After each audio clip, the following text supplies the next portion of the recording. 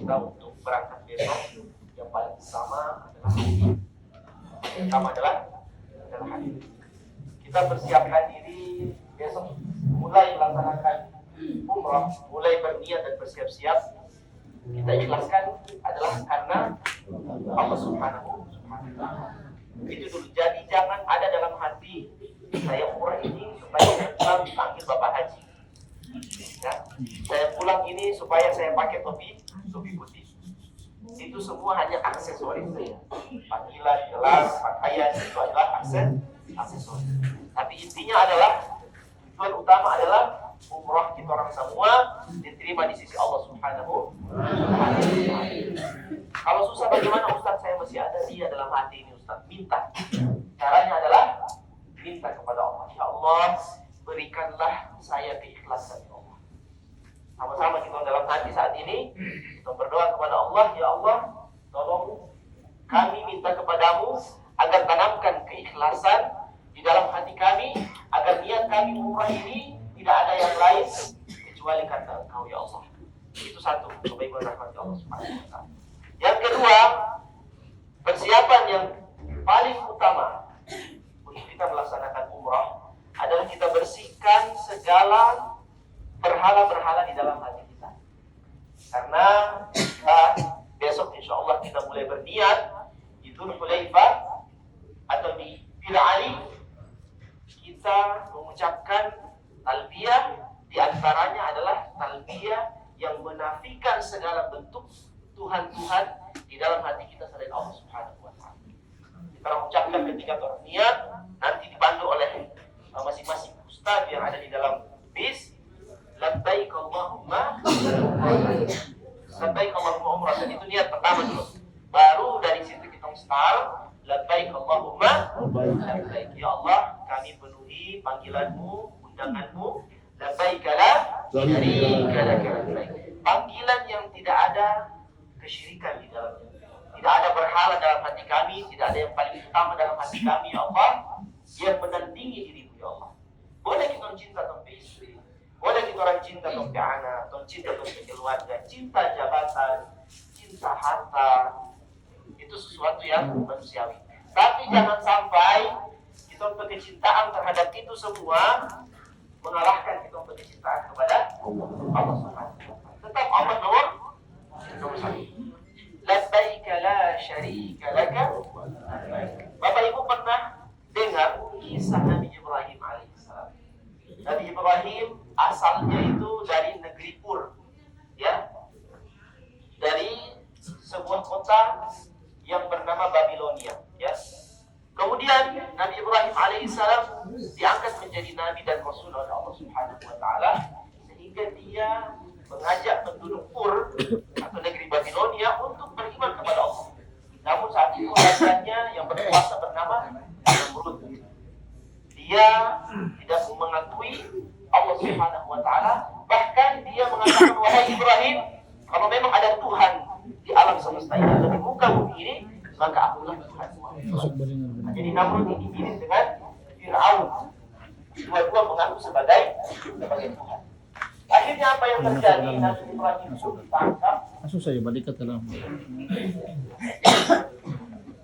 Nabi Ibrahim pun kemudian ditangkap. Saya masuk dalam. Ditangkap. Nabi Ibrahim terlebih dahulu masuk ke dalam kuil atau tempat ibadah negeri Ur. Kemudian dia menghancurkan berhala-berhala mereka. Dari mana saya? Jalan di situ. Kemudian ketika Nabi Ibrahim ditangkap, tanya kepada Ibrahim, "Man fa'ala hadza bi alihatina ya Ibrahim?" Siapa yang melakukan ini kepada Tuhan berhala-berhala kami wahai Ibrahim? Dan Ibrahim itu dia menunjuk kepada berhala yang paling besar yang dia tinggalkan dan dia kalungkan di sana kapak itu. Kemudian kata Nabi Ibrahim dan sambil menunjuk kepada patung berhala yang besar itu, "Bal fa'alahu kabiru." Yang menghancurkan berhala-berhala di sekeliling ini adalah yang di sana, yang paling besar bentuknya.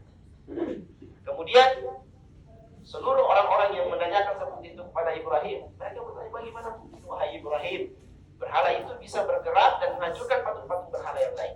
Nah, Nabi Ibrahim kasih balik ulang pada orang. Kalau begitu bagaimana mungkin kalian percaya dan kalian sembah patung yang tidak mendengar, tidak melihat, sumumbuk pun omyun, buta tuli bisu, kemudian dia tidak memiliki daya apa-apa untuk mempertahankan diri. Nabi Ibrahim kasih balik pulang pada orang. Kemudian Bapak Ibu rahmat Allah Subhanahu wa taala, Nabi Ibrahim pun ditangkap, kemudian Nabi Ibrahim pun dilempar ke api. Kemudian setelah itu dalam riwayat disebutkan sebelum Nabi Ibrahim dilempar itu dipersiapkan kayu bakar yang membunuh. Kemudian ketika dibakar, saking besarnya dari api itu, Nabi Ibrahim tidak bisa dilempar secara biasa normal begitu. Seolah kasar itu tidak bisa. Harus dilempar dengan manjaniq. Harus dilempar dengan pelontar. Jadi Nabi Ibrahim ditaruh di atas pelontar sambil diikat tangan dan kakinya, kemudian dilempar dari pelontar itu menuju ke tengah-tengah daripada api yang berkobar. 3 hari 3 malam di tengah api. Namun kata Allah Subhanahu wa taala, "Ya nar, wahai api, kuni bardan wa salaman ala Ibrahim." Jadilah engkau dingin. Tapi dingin juga bisa bikin orang celaka. Tapi Allah tambah bardan wa salaman, dingin dan menyelamatkan. Kepada siapa? Kepada hambaku Ibrahim ini yang di hatinya tidak menyekutukan aku, kata Allah Subhanahu wa taala. Kemudian 3 hari 3 malam padam api itu. Setelah itu Nabi Ibrahim keluar tanpa sedikit pun mengalami luka. Namun di saat ini Allah sudah murka dan Allah menjanjikan kebinasaan akan umat atau penduduk Babilonia. Nabi Ibrahim kembali memperingatkan umatnya, tapi mereka tidak mengikutinya. Akhirnya Nabi Ibrahim pun keluar bersama istrinya Siti Sarah, keluar dari negeri negeri Babilonia, dan Allah kirimkan bencana membumi hanguskan dan membinasakan penduduk Babilonia. Bahkan Raja Namrud yang mengaku Tuhan, yang menganggap dirinya paling kuat, dia dibunuh oleh Lubab, seekor serangga yang kemudian masuk pada hidung, kemudian masuk di otaknya sehingga dia kesakitan kepala sampai dia mati karena serangga itu. Itu cara matinya Namrud. Masing-masing punya cara mati. Kalau Fir'aun, cara matinya adalah ditenggelamkan. Kalau Namrud seperti itu. Cuma serangga masuk di hidung saja, kemudian sampai di otak, kemudian dia sakit kepala sehingga dia mati. Nabi Ibrahim alaihissalam kemudian melakukan perjalanan menuju ke negeri Palestina, negeri Kanaan. Kemudian di perjalanan terlebih dahulu melewati Mesir. Nah, ketika melewati Mesir, rupanya Raja Mesir waktu itu yang bergelar Fir'aun itu adalah raja yang mata keranjang. Raja yang mata sehingga ketika lewat Nabi Ibrahim dengan istrinya Sarah ini masih sepupu dengan Nabi Ibrahim, sekaligus istrinya. Dan Sarah ini punya kecantikan yang luar biasa. Fir'aun kemudian ketika bawahannya melihat Sarah, lapor kepada Fir'aun. Itu ada seorang perempuan yang katanya berasal dari negeri Babilonia, sedang ada di negerimu, wahai paduka raja, dan engkau boleh untuk menikahinya. Nah, Ibrahim sudah Allah beritahukan, sehingga Ibrahim berkata kepada Sarah, kalau mereka tanya apa hubunganmu denganku, katakanlah kita adalah bersaudara. Nah, di sini maksudnya adalah bersaudara dalam keimanan. Ya, bersaudara dalam keimanan. Yang kedua juga berarti bersaudara sepupu. Nah, kemudian jangan engkau katakan aku ini suamimu. Karena kalau ketahuan Nabi Ibrahim sebagai suami Sarah, maka dia akan dibunuh. Sehingga ketika diajak atau diundang Sarah ke istana Fir'aun, si Fir'aun bercerita hanya berdua saja. Namun ketika Fir'aun melihat kecantikan Siti Sarah, dia ingin menyentuh Siti Sarah. Di sana Ibrahim di tendanya sedang berdoa, bermunajat kepada Allah, ya Allah tolong lindungi saya istri. Di sana itu dia sedang ditahan oleh seorang penguasa yang mata keranjang. Itu Fir'aun ya, Fir'aun di zaman itu. Jadi Fir'aun ini masing-masing punya karakter di setiap zaman. Kalau di zaman Nabi Ibrahim, dia Fir'aun mata keranjang. Kalau di zaman Nabi Musa, Fir'aunnya mengaku Tuhan. Yang beriman hanya Fir'aun di zaman Nabi Yusuf saja. Nah, itu dia beriman kepada Nabi Yusuf. Sama-sama di Mesir. Kemudian ketika ingin disentuh oleh Fir'aun, tiba-tiba Allah jadikan tangan Fir'aun ini lumpuh. Sambil kesakitan. Sehingga dia mengatakan, apa yang kau lakukan terhadapku? Wahai imra'ah, wahai perempuan. Kata Siti Sarah, Tuhanku melindungi diriku daripada dirimu, wahai orang yang ingin melecehkan.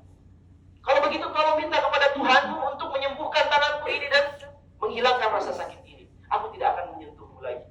Nah, sehingga Siti Sarah berdoa kepada Allah, tolong sembuhkan tangannya ya Allah. Akhirnya tangannya sembuh. Dia duduk lagi di situ, dia bercerita lagi dengan Siti Sarah. Terlalu lama dia sudah lupa lagi dengan janji. Nah, ini laki-laki pewatan ibu-ibu. Suka ulang terus. Ya. Dia sudah lupa, Dia mau sontong lagi Siti Sarah. Akhirnya sebelum tangannya sampai, dia tangan lumpuh lagi dan rasa sakit pun dia rasakan. Kembali dia minta tolong, minta kesembuhan kepada Tuhan. Saya sudah akan ulang lagi. Siti Sarah angkat tangan minta doa, sembuh. Ternyata yang ketiga kalinya dia ulang lagi. Nah ini laki-laki sekali lagi memang suka mengulang terus. Kemudian apa yang terjadi Bapak Ibu rahmati Allah? Ketiga kalinya dia ulang dan terjadi, kata dia, ini sudah yang terakhir, tolong minta kesembuhan. Setelah itu saya sudah akan ulang lagi dan dia bersumpah.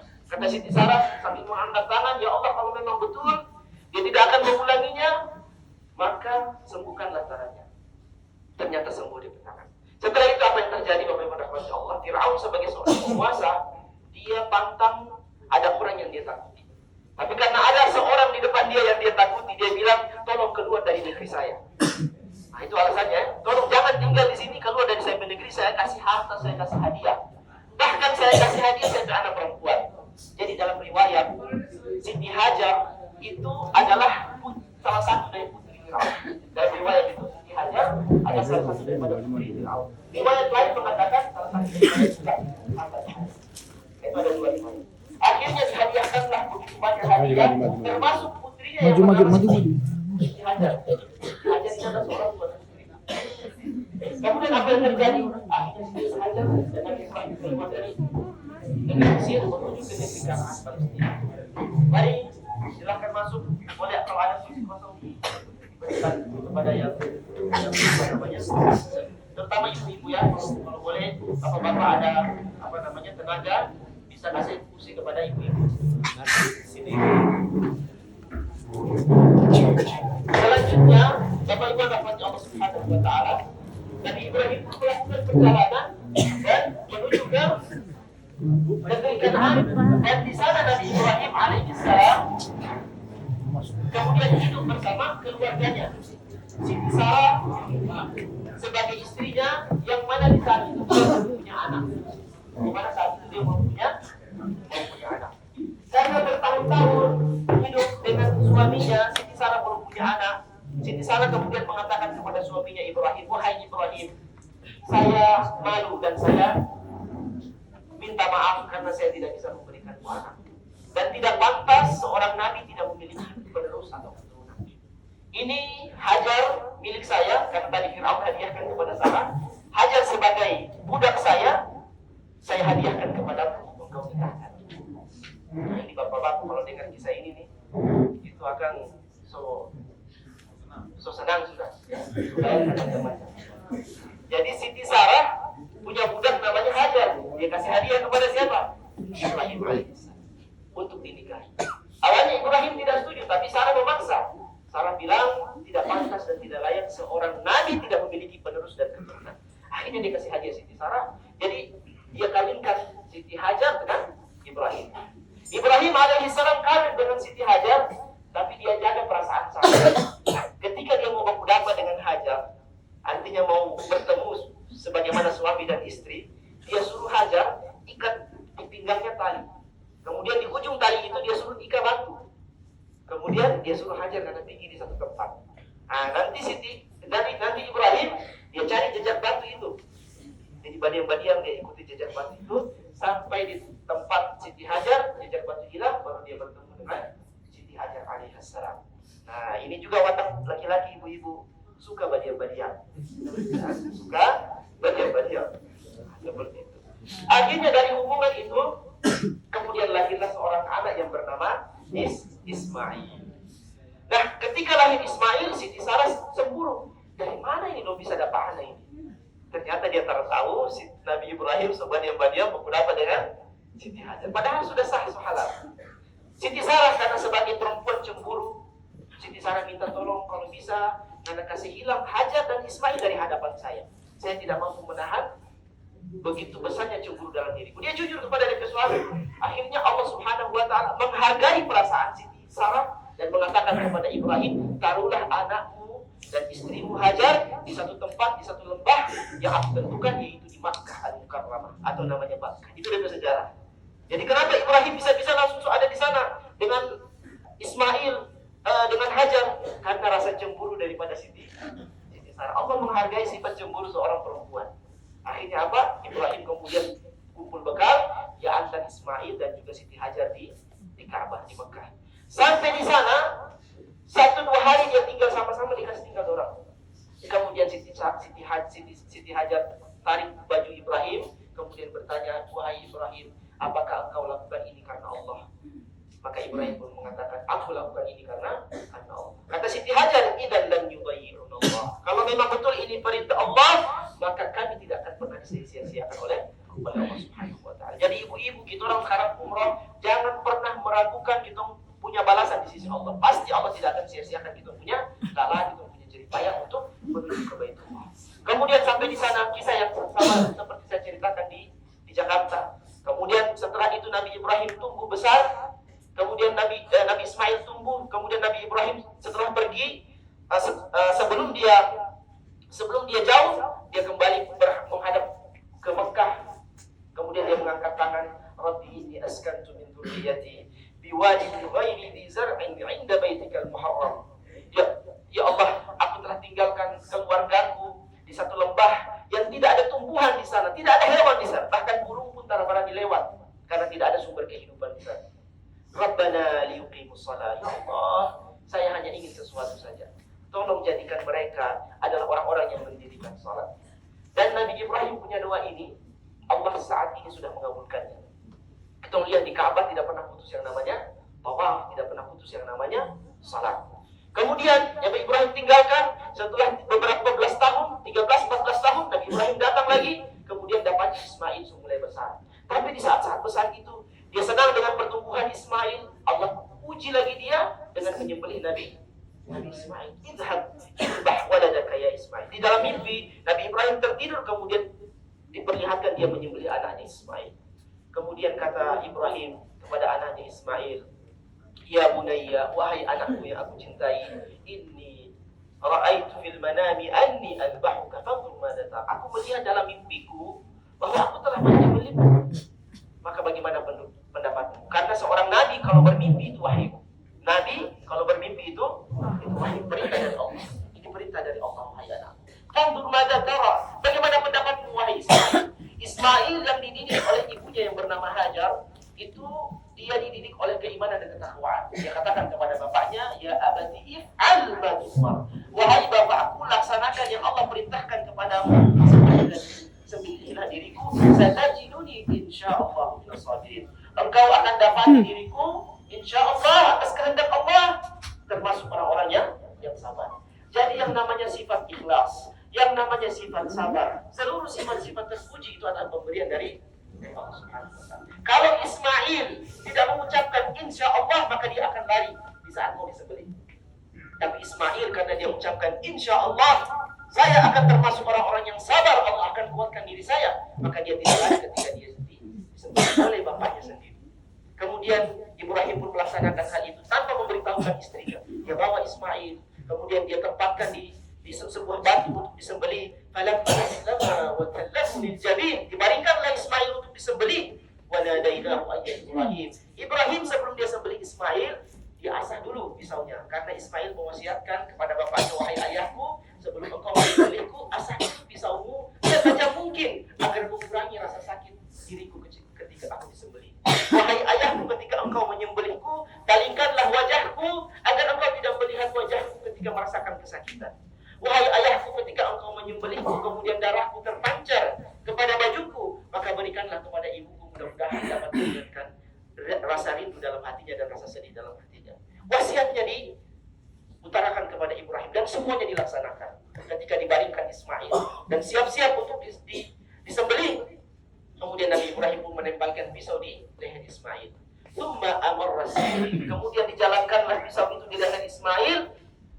Sudah terjadi, maka kemudian atas izin Allah ternyata dalam riwayat seakan-akan ada besi di antara kulit dan leher dan pisau, seakan-akan ada besi di situ untuk menghalangi pisau itu tidak bisa menyembelih kulit Ismail alaihissalam. Kemudian apa yang terjadi? Ibrahim menyangka pisau ini belum terlalu tajam. Dia asah lagi pisau itu. Ketika dia yakin pisau ini sudah lebih tajam dari sebelumnya, dia sembelih lagi Ismail, tapi tidak bisa. Begitu terus berulang 1 kali, 2 kali, 3 kali, sampai kemudian dari langit turun malaikat Jibril, wa nadainahu ayya Ibrahim. telah menjalankan perintah yang ada dalam Injil itu, wahai Ibrahim. Wa fadainahu bidzibhin adzim. Hari ini wahai Ibrahim, kami ganti anakmu dengan seekor kibas. Seekor domba jantan yang besar, dan kemudian di saat ini engkau sembelih domba itu, dan kemudian akan menjadi pengingat bagi seluruh umat sampai hari kiamat. Itulah yang kemudian kita orang laksanakan Idul Adha dan juga ibadah haji ketika kita orang berkunjung di Baitullahil Haram. Jadi di sini seakan-akan Allah ingin memberitahukan kepada Ibrahim yang selama karena punya anak, kemudian Allah kasih Ismail, dia cinta kepada Ismail begitu besar. Tapi Allah bilang, wahai Ibrahim, cintamu kepada anakmu besar, tapi tidak boleh lebih besar daripada cintamu kepada diriku. Jadi bukan untuk menyembelih Ismail, tapi untuk memberitahukan bahwa cinta kepada Allah harus melebihi daripada cinta kepada seluruh makhluk yang ada di dunia ini. Dan hikmahnya bagi rahmati Allah, setelah lahirnya Ismail, Siti Sarah di negeri Kanaan, di negeri Palestina melahirkan anak. Siapa namanya? Nabi Ishak alaihissalam. Dari Nabi Ishak dia jadi nabi. Nabi Ishak punya anak lagi namanya siapa? Nabi Yakub alaihissalam. Nabi Yakub ini yang bergelar Israel. Dari Nabi Yakub lahir lagi seorang anak menjadi nabi, yaitu Nabi Yusuf alaihissalam. Nah, seperti itu. Ya. Bapak Ibu rahmati Allah Subhanahu wa taala, sehingga Ibrahim dijuluki sebagai Abul Anbiya, bapaknya para nabi. Jadi yang paling utama dalam persiapan umrah ini adalah mempersiapkan hati dan meyakini bahwa Allah adalah urusan daripada apapun di dunia ini. Dan jangan sampai kita orang di Indonesia atau di kampung di GB masih kita percaya yang namanya jin, yang namanya pohon, yang namanya batu itu mendatangkan manfaat berkah kepada kita orang, atau dia bisa lindungi kita orang daripada mudarat, itu kita hilangkan. Karena yang mendatangkan manfaat untuk kita orang, yang menolak mudarat dan bala dari kita orang adalah Allah Subhanahu wa taala. Yang bikin kita orang sakit, yang kasih sembuh kita orang dan mengangkat rasa sakit, itu juga adalah Allah Subhanahu wa taala. Semuanya itu sumbernya dari Allah Subhanahu wa taala. Kemudian setelah itu kita mempersiapkan sesuai dengan sunnah Rasulullah sallallahu alaihi wasallam. Bapak Ibu rahmati Allah Subhanahu wa taala, besok ini kita orang atau mungkin malam ini kalau bisa yang kuku panjang digunting, ya, dan kuku panjang digunting. Kemudian yang kumis panjang juga ya dirapikan. Yang kumis panjang ya sama-sama pegang kumis sudah. Jenggot bagaimana? Cukur juga kata-kata. Karena jenggot ini sunnah. Bahkan di Saudi ini jenggot jadi wajib. Jenggot kalau tanya para masyayikh hukumnya apa? Wajib dia bilang. Tidak boleh cukur jenggot. Nah, seperti maka dari itu kalau kita melihat anak mahasiswa pasti ada orang karena di sini kalau kita menjadi mahasiswa, kita tinggal di sini, jenggot itu hukumnya wajib. Jadi ada salah seorang pria Inggris di London, dia titip DP anak nih, seorang laki-laki muslim, DP jenggot banyak, ya. Kemudian dia titip DP anak, dia mau buang air, saya titip dulu, dia gendong, kemudian anak ini menangis secara berhenti. Oh maaf, dia suami istri, DP istri titip dia. Papa gendong, tapi DP jenggot menangis secara berhenti. Akhirnya apa? Salah seorang non muslim yang ada jenggot, dia bilang, ini anak menangis secara berhenti karena dia takut dengan anak jenggot. Langsung yang muslim ini dia bilang, betul, dia menangis karena saya ada jenggot. Kalau saya ada jenggot, akan dia sangka saya DP mama. Ya? Akan dia sangka saya DP mama. Artinya wanita antara ada jenggot ini dia sindir begitu, itu sama deh. Karena ini bicara jenggot. Dan ada penelitian saat ini, jenggot itu dia merupakan sebuah penangkal, ya, macam imunisasi alami. Jadi dia tangkal penyakit. Ini penelitian di Inggris. Wallahu alam, saya bukan peneliti tapi saya pernah dengar seperti itu. Dan orang Arab di sini, tolong lihat dong, pakaian pakai shimak, pakai igal. Bayangkan kalau dosa pakai begitu antara ada jenggot, ya. Itu saya syahid ketika dia pernah lihat di Madinah, ada satu mahasiswa cukur kumis, cukur jenggot, pakai shimak sama dengan mirip kudung begitu. Kemudian dia periksa di bawah, antar rajul, kamu ini laki-laki kah? Apa ini? Ada kepala di bawah. Antar rajul wala, dia periksa di bawah. Karena cara ada kumis, ada jenggot, pakai shimak, kan orang Arab. Nah, yang membedakan orang itu jenggot, atau ini laki-laki. Seperti itu.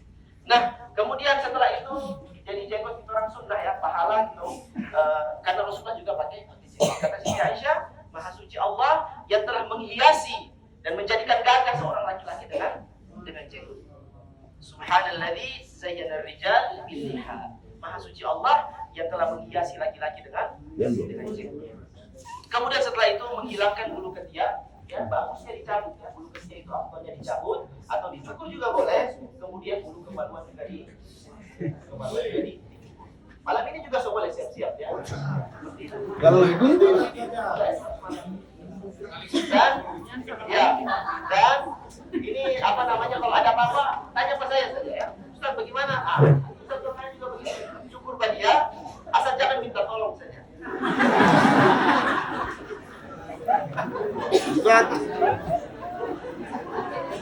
kalau digunting Nanti Ustaz kasih tahu, tapi tolong silakan masing-masing.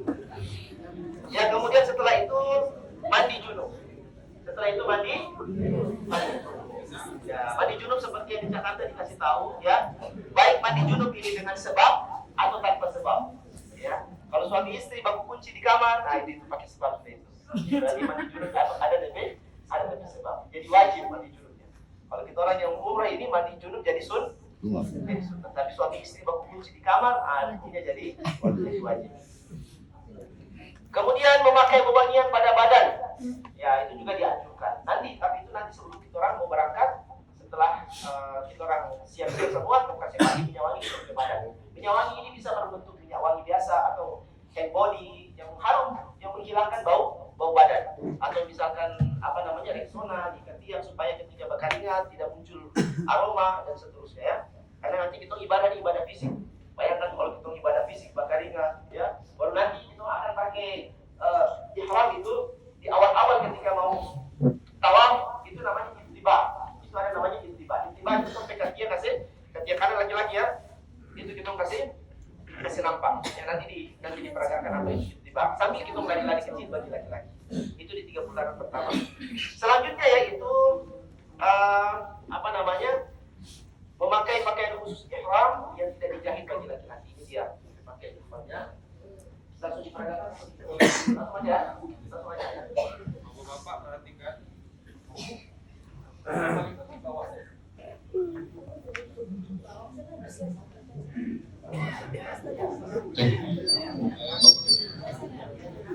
Bapak-bapak mohon diperhatikan, yang paling penting bawahnya. Lihat Ustadz Fahri. Ya, silakan Ustaz. Ada beberapa macam model. Ada cara ini. Nah, ini yang benar. Jadi ini karena ini kainnya terputus ya Bapak Ibu. Jadi harus benar-benar tertutup. Yang pertama, Ustaz ulang lagi Ustaz, dari awal. Nah, ini sama kanan kiri. Yang sebelah kanan ditaruh di sebelah kiri. Ini disisahkan sedikit. Ya, terus silakan Ustaz.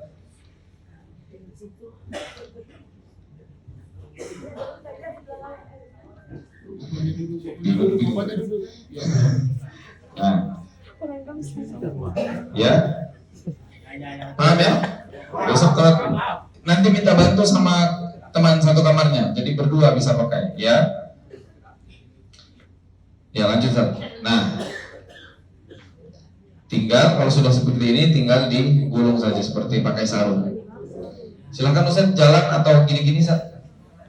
Nah, aman. Tidak kelihatan ya? Jadi aman. Mau jungkir balik terus aman. Kayak ini karena kalau pakainya salah ketika jalan saja itu bisa terlihat sampai ke atas paha. Sedangkan bapak-bapak tidak menggunakan celana dalam, ini bahaya. Bisa. Ini bahaya. Bapak-bapak tidak boleh pakai celana dalam ya. Tidak boleh pakai pakaian berjahit. Ya, yang atasnya dipakai lagi kan, yang bawah nanti dilanjutkan dengan yang atas. Atasnya. Nah, ini untuk perjalanan dari hotel sampai ke kota Mekah. Nah, seperti ini dipakai seperti ini. Nah, seperti ini ditutup semua ya. Nanti ketika kita ingin memulai tawaf dibuka seperti tadi Ustaz Torik sampaikan. Nah, dibuka yang sebelah kanan. Namanya ittiba. Orang hasil nama hukum kanan, pundak kanan. Ya, seperti ini. Nah, ini kenapa dianjurkan di awal-awal kita orang tawaf? Karena dulu Rasulullah SAW pertama kali umrah setelah perjanjian Hudaybiyah datang ke Mekah, itu musyrikin Quraisy mengatakan bahwa Muhammad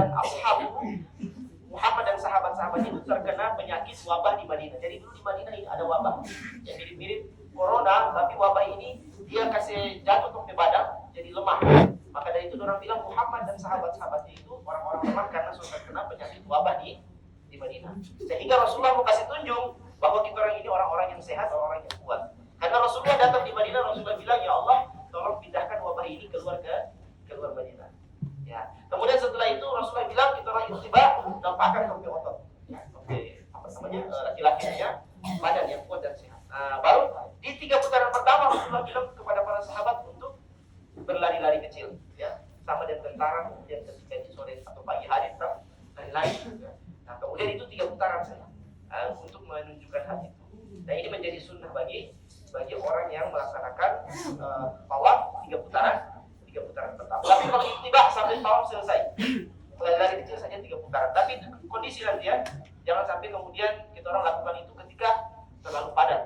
Nah, nanti mengganggu yang lain. Kondisi saja. Ya, jalan-jalan juga tidak masalah ketika begitu situasi kita orang lihat padat dan banyak orang. Baik, ini Bapak penggunaan ihram ketika tawaf. Selesai tawaf, nanti sebelum melaksanakan sholat tawaf 2 rakaat dipakai lagi, lalu sholat sunnah, nanti sa'i juga dipakai, tidak dibuka lagi. Ini penggunaan ihram. Apa tuh dilanjutkan dulu? Ya, kemudian setelah itu Bapak Ibu rahmat Allah Subhanahu wa taala, kita orang kemudian dari sini setelah persiapan itu semua ya, gunting kuku, bersih-bersih, kemudian pakai minyak wangi di badan. Ibu-ibu juga begitu ya, ibu-ibu juga begitu, boleh? Ya, ibu-ibu juga. Ya.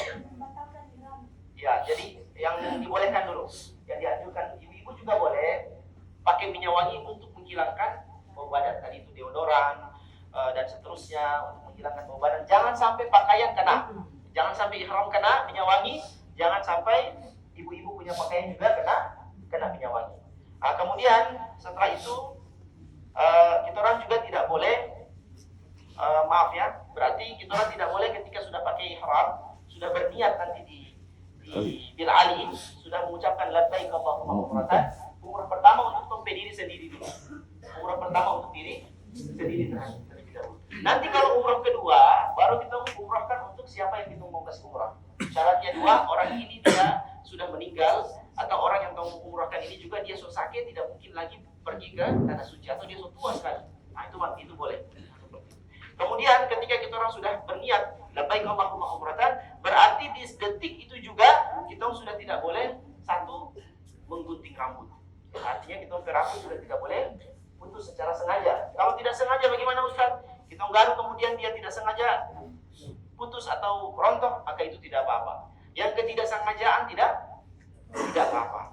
Nah, kemudian kuku juga, ya, misalkan lupa gunting kuku, ternyata kuku masih panjang. Nah, ini kenapa kita orang harus gunting kuku? Supaya tidak secara sengaja atau tidak sengaja kita orang kuku dia patah. Maka kita gunting terlebih dahulu supaya tidak ada lagi kuku yang panjang. Kemudian setelah itu tidak boleh memakai pakaian yang dijahit. Ya, maksudnya pakaian yang dijahit itu yang mufassal, yang terpisah. Semua ini jahitan juga, ihram juga jahitan. Cuma mufassal itu dia jahitan yang terpisah kemudian disatukan. Celana, kemudian kita orang punya lengan, itu semua disatukan ketika pakai pakaian. Artinya kita pakai pakaian ihram. Kemudian memakai wewangian juga sudah tidak boleh. Hati-hati nih ibu-ibu, bapak-bapak rahmati Allah, kalau kita melanggar ini, maka kita orang diberikan 3 pilihan. Tiga pilihan. Pertama, kita orang harus beli 1 ekor kambing, kemudian kita orang sembelih dan kita orang bagikan dia punya daging di fuqara yang ada di kota Mekah. Atau pilihan yang kedua, kita merdekakan seorang budak, tapi setelah ada budak lagi. Kemudian pilihan yang ketiga yaitu kita puasa 3 hari, ya. Atau pengganti dari puasa 3 hari ini adalah memberi makan banyak 6 orang. 6 orang, ya seperti itu. Nah, jadi mudah-mudahan kita orang tidak melanggar ini ya. Saling bekerja. Kemudian selanjutnya yaitu membunuh binatang buruan. Nah, kalau binatang buruan kita bunuh, maka kita ganti DP doi. Misalkan kita membunuh pombo ya atau apa saja burung. Kemudian burung ini biasa DP harga 1 juta 1 ekor. Maka kita harus ganti dengan uang yang bernilai senilai burung itu atau hewan itu. Kemudian selanjutnya yaitu berhubungan suami istri. Jadi suami istri ini hati-hati dulu nih, jangan baku kunci dalam kamar dulu. Ya, pakai ihram sampai di apa namanya? Di Makkah, bukan di Bir Ali tidak ada kamar di Bir Ali. Ya. Sampai di Makkah, masuk ke hotel ya.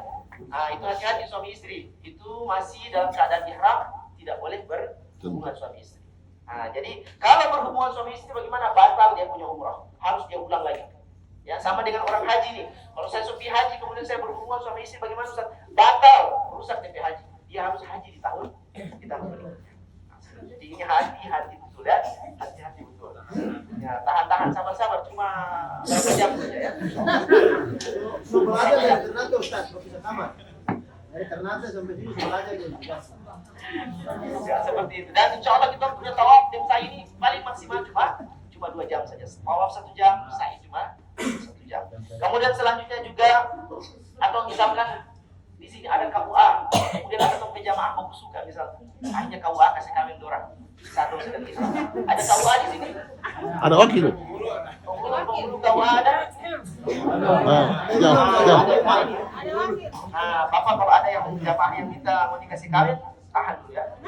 Kalau ada ihram satu kali ya, melanggar menikahkan dan menikah juga melanggar. Setelah tahallul.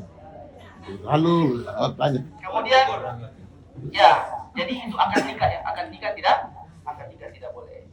Kemudian juga setelah itu berbuat fasik dalam hal ini kita orang misalkan mencuri ya, mencuri, kemudian dosa apa saja ya, mencuri atau menyakiti tompi saudara, tiba-tiba kita pukul badia atau kita orang tampelin badia atau apa saja itu tidak boleh. Menyakiti tompi saudara. Kemudian berbuat maksiat, dosa, kemudian juga kita orang memakai tompi saudara, jaga semuanya. Ya, jaga semuanya. Jadi ada beberapa tingkatan level ibadah. Ada ibadah yang umum, ada ibadah yang khusus, ada ibadah khususnya khusus. Ya, yang umum itu biasa kita melaksanakan semua secara normal. Ada ibadah yang khusus yaitu kita orang betul-betul bersihkan kita orang diri dari segala macam larangan, atau ada ibadah yang khususnya khusus. Tidak ada waktu kita isi kecuali ibadah. Misalkan ketika kita sudah berihram, sudah niat, maka DP waktu setelah ihram, setelah niat sampai tahallul itu semua DP isi ibadah. Jadi tidak ada waktu menit detik kecuali misalkan berzikir atau membaca Quran atau kita orang mendengarkan tilawah atau mendengarkan ceramah himbauan. Semuanya kita melaksanakan dan kita lewat itu dengan ibadah itu, khususnya ibadah yang paling khusus. Mudah-mudahan kita dapat. Kemudian selanjutnya juga kita tidak boleh memotong tumbuh-tumbuhan. Jadi kalau misalkan ke sana kemudian lihat ada pohon, kita tidak boleh patah dia punya ranting. Ada bunga, kita tidak boleh PT dia. Artinya semua itu kita orang tidak boleh rusak. Ya. Kemudian selanjutnya juga menutup kepala bagi laki-laki. Songkok laki-laki tidak boleh. Cadar juga, ya cadar juga tidak boleh dipakai bagi perempuan. Nah, kalau istri Rasulullah SAW itu mereka memakai yang namanya apa ya? Saya lupa namanya. Apa ya? Ya, yang satu helai kain dari belakang kemudian dijatuhkan di hadapan wajah. Ya mudah ya. Tapi untuk cadar itu tidak dibolehkan. Tapi ketika ada seorang awam yang lewat atau orang lain selain keluarga kerabat, itu mereka kemudian menarik helai kain tadi dan menjatuhkan di hadapan wajah mereka. Setelah lewat, orang buka lagi. Orang buka lagi. Jadi itu yang dilakukan oleh para istri-istri Rasulullah SAW. Kemudian setelah itu juga Bapak Ibu rahmati Allah Subhanahu wa taala, kita orang